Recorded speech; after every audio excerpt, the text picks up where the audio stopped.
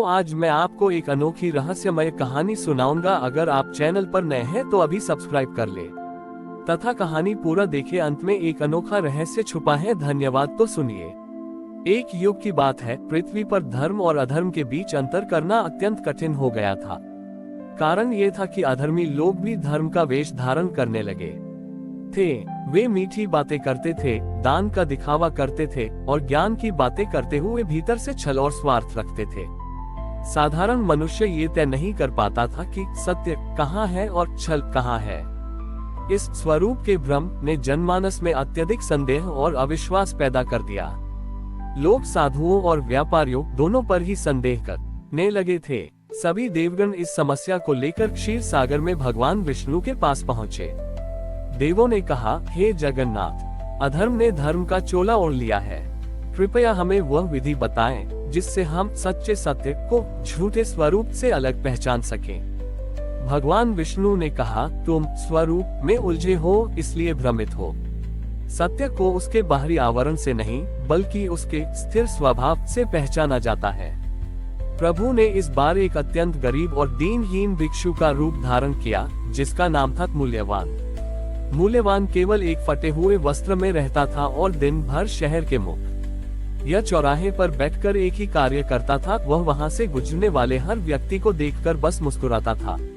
शहर में एक अत्यंत धनी व्यापारी था जिसका नाम था यशस्वी। यशस्वी धर्म के सभी बाहरी अनुष्ठानों का पालन करता था। वह रोजाना मंदिर में जाकर सोना दान करता, विद्वानों को भोजन कराता और गरीबों को वस्त्र बांटता। उसका यश दूर दूर तक फैला था, पर उसका हर कार्य केवल अपनी प्रसिद्धि के लिए होता था। सभी लोग मानते थे कि यशस्वी ही सच्चा धार्मिक व्यक्ति है और मूल्यवान भिक्षु केवल एक पागल या आक्रमणीय व्यक्ति है। भगवान विष्णु ने एक लीला रची। उन्होंने शहर के कोषाध्यक्ष को स्वप्न दिया कि राज्य पर संकट आने वाला है और इस संकट से केवल वही बच सकता है जो सत्य को पहचानता हो। कोषाध्यक्ष ने शहर में एक बड़ी घोषणा करवाई, राज्य के सबसे सच्चे व्यक्ति को कल एक बड़ी परीक्षा देनी होगी और वह व्यक्ति ही राजा का उत्तराधिकारी बनेगा। यशस्वी ने तुरंत दावा किया कि वह सबसे सच्चा व्यक्ति है। अगले दिन परीक्षा के लिए एक बड़ा तराजू लगाया गया। यशस्वी को तराजू के एक पलड़े पर बैठाया गया और दूसरे पलड़े पर भारी स्वर्ण मुद्राएं रखी गईं। नियम था कि यदि यशस्वी अपने सत्य के भार से स्वर्ण मुद्राओं से अधिक भारी सिद्ध हुआ तो वह विजयी होगा। यशस्वी ने अपने सभी धार्मिक कर्मों, दान, जप, तप का स्मरण किया, लेकिन जैसे ही वह तराजू पर बैठा उसका पलड़ा स्वर्ण मुद्राओं के सामने हल्का पड़ गया। वह कितना भी दावा करे, तराजू टस से मस नहीं हुआ। यशस्वी लज्जित हो गया। उसका सारा बाहरी धर्म, उसकी प्रसिद्धि और दान का दिखावा उसके आंतरिक स्वार्थ और छल के कारण अनाभारहीन सिद्ध हुआ। तभी कोषाध्यक्ष ने भीड़ की ओर देखा और उस फटे वस्त्र वाले भिक्षु मूल्यवान विष्णु को बुलाया। मूल्यवान भिक्षु मुस्कुराते हुए तराजू के पलड़े पर बैठे। उनके बैठते ही स्वर्ण मुद्राओं वाला पलड़ा तुरंत ऊपर उठ गया। भिक्षु मूल्यवान फटे वस्त्रों के बावजूद स्वर्ण मुद्राओं से अधिक भारी सिद्ध हुए। सभी लोग हैरान थे। कोषाध्यक्ष ने पूछा, हे भिक्षु, आपने क्या किया? आपने तो कभी कोई बड़ा दान नहीं किया, न ही कोई कठोर तपस्या की। उद्धरण चिन्ह। मूल्यवान भिक्षु विष्णु ने अत्यंत शांत स्वर में उत्तर दिया, मैंने कुछ नहीं किया। यशस्वी ने अपने कर्मों को फल की इच्छा के साथ किया, इसलिए उनके कर्म क्षणभंगुर और भारहीन रहे। मैंने जो एकमात्र कार्य किया वह था हर जीव को बिना किसी अपेक्षा के प्रेम की मुस्कान देना। यह मुस्कान निस्वार्थ प्रेम का फल थी और निस्वार्थ प्रेम में ही सत्य का सबसे अधिक भार होता है। मेरा ये प्रेम किसी प्रसिद्धि, किसी लाभ या किसी इच्छा के लिए नहीं था। यह मेरे स्थिर स्वभाव का हिस्सा था। जो कर्म बिना किसी स्वार्थ के किया जाता है वही शाश्वत मूल्यवान होता है।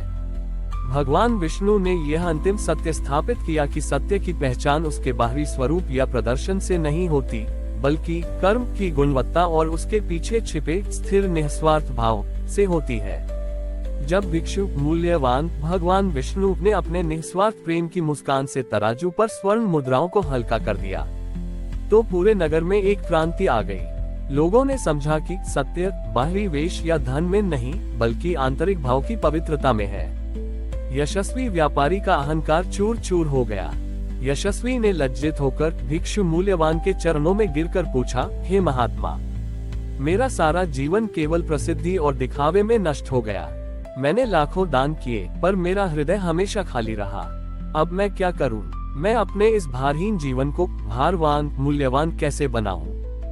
भिक्षु मूल्यवान विष्णु ने अत्यंत शांत स्वर में उत्तर दिया, उठो यशस्वी, तुमने अपनी समस्या स्वयं परिभाषित कर दी। तुम भारहीन इसलिए हो क्योंकि तुम अपने हर कर्म को बाहरी स्वीकृति की तराजू पर तौलते थे। जब तुमने दान किया तो तुम चाहते थे कि लोग तुम्हें धन्यवाद दें। जब तुमने तप किया तो तुम चाहते थे कि तुम्हें स्वर्ग मिले। तुम्हारा हर कर्म फल की इच्छा से बंधा हुआ था। प्रभु ने समझाया, जिस क्षण तुम अपने कर्म को फल की इच्छा से करते हो, तुम उस कर्म का मूल्य उसी क्षण प्राप्त कर लेते हो, प्रसिद्धि या यश के रूप में। इसलिए जब वह कर्म सत्य की तराजू पर आता है तो वह पहले ही खाली हो चुका होता है, वह भारहीन हो जाता है। यही तुम्हारे अहंकार का बोझ था। विष्णु जी ने तब उन्हें अंतिम और सबसे गूढ़ सिद्धांत दिया, तुम्हें अब दान नहीं बल्कि विसर्जन करना होगा। प्रभु ने आदेश दिया, जाओ अपनी सारी संपत्ति लो और चुपचाप शहर के सबसे गरीब व्यक्ति को दे दो। जब तुम उसे यह संपत्ति दोगे तो तुम उसे गुप्त दान की तरह देना, इस भाव से कि उसे पता भी न चले कि यह किसने दिया। तुम्हें कोई धन्यवाद नहीं मिलना चाहिए, कोई यश नहीं मिलना चाहिए।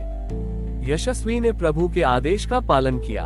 उसने अपनी सारी संपत्ति का एक बड़ा हिस्सा लिया और चुपचाप रात के अंधेरे में उन लोगों के घरों में रख दिया जो सबसे अधिक जरूरतमंद थे।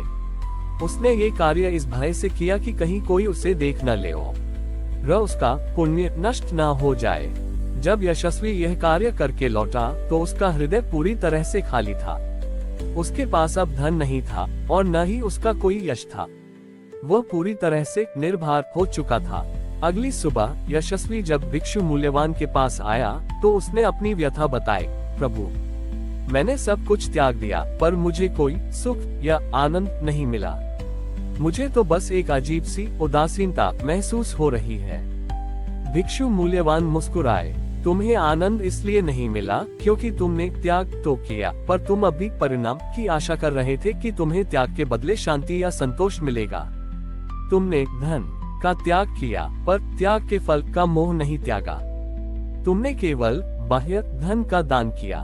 अब तुम्हें आंतरिक धन का दान करना होगा, अपने अहंकार का।